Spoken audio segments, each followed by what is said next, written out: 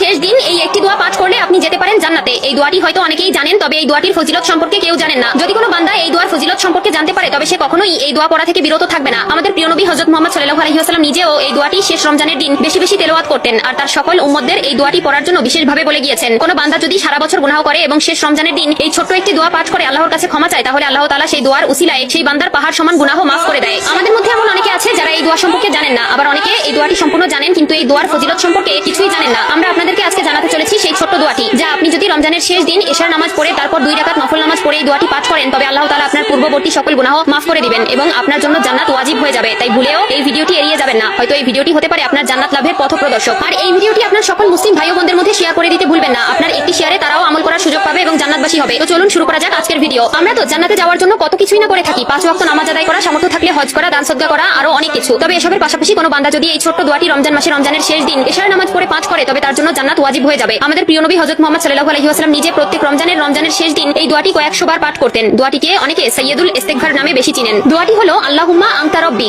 লা ইলাহা ইল্লা আনতা খলাকতানি ওয়া আনা আবদুক ওয়া আনা আলা আহদিকা ওয়া ওয়াদিকা মাসতাতু আউযু বিকা মিন শাররি মা শানাতু আবু লাকা বিনিমাতিকা আলাইয়া ওয়া আবু বিদানবি ফাগফিরলি ফা ইন্নাহু লা ইয়াগফিরুজ জুনুবা ইল্লা আনতা। প্রিয় নবী হযরত মুহাম্মদ সাল্লাল্লাহু আলাইহি ওয়াসাল্লাম বলেছেন, কোন বান্দা যদি এই দোয়াটি পাঠ করার পরে মৃত্যুবরণ করে তবে তার জন্য জাহান্নাম হারাম হয়ে যাবে এবং সে সরাসরি জান্নাতে প্রবেশ করবে। আর যদি